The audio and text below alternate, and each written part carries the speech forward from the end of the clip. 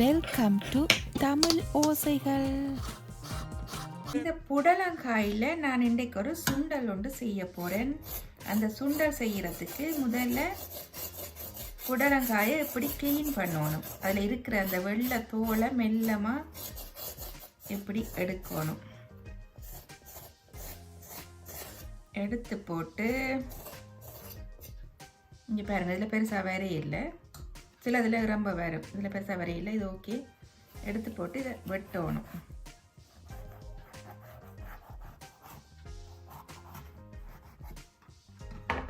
இங்கே பார்த்தீங்களோ, சீட்ஸ் பழுக்கிற பதத்துக்கு வந்துட்டுது. இதை எப்படி நல்லா எடுத்து போட்டு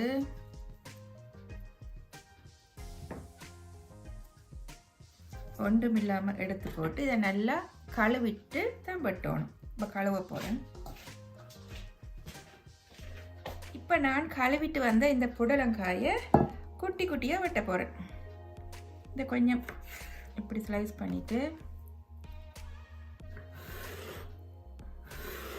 எவ்வளவு குட்டியாக வெட்ட முடியுமோ அவ்வளவு குட்டியாக வெட்டணும். இப்படி கீறிட்டீங்க பாருங்க. இதை இனி சின்ன சின்னனா வெட்டணும். அப்பதான் சுண்டலும் டேஸ்டாக இருக்கும்.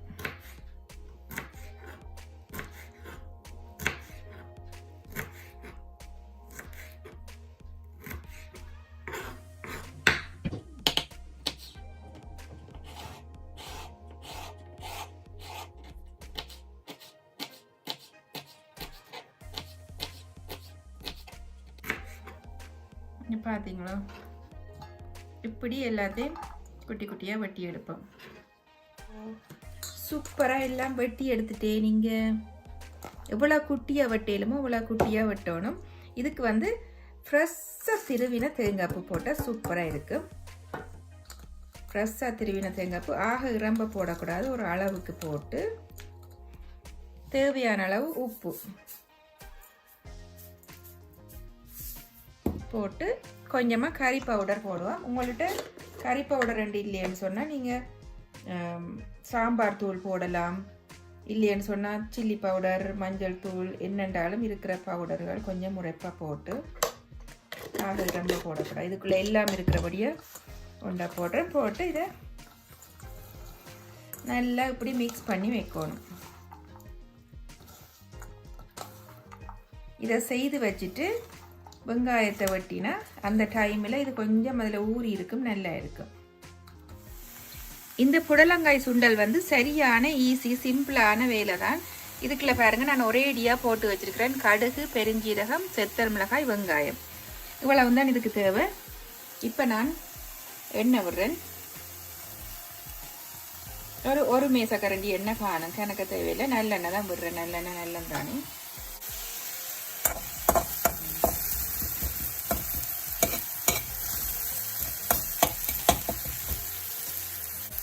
கடுகு பொரிஞ்சிட்டு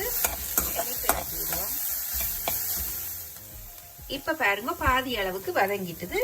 இப்ப என்னட்ட கருவேப்பிலை இருக்குது போடுறேன். என்னட்ட இருக்குது நான் போடுறேன். போட்டா நல்லா இருக்கும், இல்லையா ஒன்றும் செய்யல, அதை விடுங்க. இப்ப இதையும் போட்டுட்டு இங்க பாருங்க, ஊற வச்சது சூப்பரா ஊறிட்டுது. இப்ப இவர அதுக்குள்ள போடுவோம். இப்ப நெருப்பு சரியான மீடியம் அல்லது மீடியத்துக்கும் குறைஞ்ச ஹீட்ல வச்சிருங்க. இப்படி போட்டுட்டு இந்த சட்டிக்குள்ள ஒரு கொஞ்சமா தண்ணி விட்டு பாருங்க, இதை கழுவுறதுக்காக ஒரு 2 மேசக்கரண்டி அவ்வளவு தண்ணி விட்டு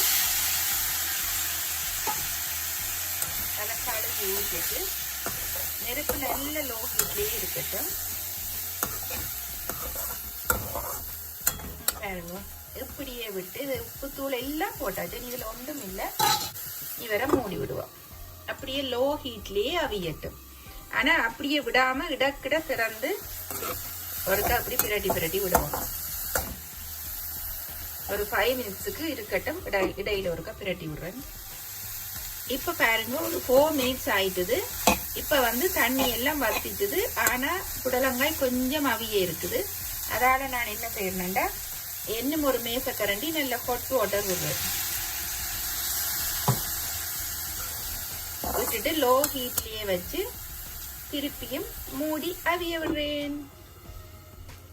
இப்போ நான் கொஞ்சம் கொஞ்சமாக பிரட்டி இப்போ டோட்டலாக ஒரு 7-8 மினிட்ஸ் ஆயிட்டுது. இப்போ பாருங்க, இப்போ சூப்பராக வெந்துட்டுது. இதை இப்படி எடுத்து பார்க்கவே தெரியும், இங்கே இப்படி கரையுது. அதுக்காகத்தான் குட்டி குட்டியாக விட்ட வேணும். இங்கே தண்ணியும் வத்திட்டுது.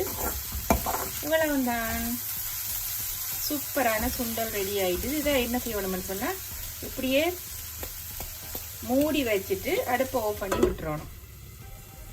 உடனே இறக்கக்கூடாது. இப்படியே அடுப்பை ஆஃப் பண்ணிட்டு ஒரு 5 மினிட்ஸுக்கு மூடி வச்சுக்கிட்டா நல்லா செட் ஆயிடுவார். இப்போ பாருங்கோ, ஈஸியான சுவையான சத்தான சூப்பரான புடலங்காய் சுண்டல் ரெடி ஆயிட்டுது. இதனை பார்த்த உங்கள் அனைவருக்கும் மிக்க மிக்க நன்றி. முடிஞ்சால் சப்ஸ்கிரைப் பண்ணி விடுங்கோ. பாய்.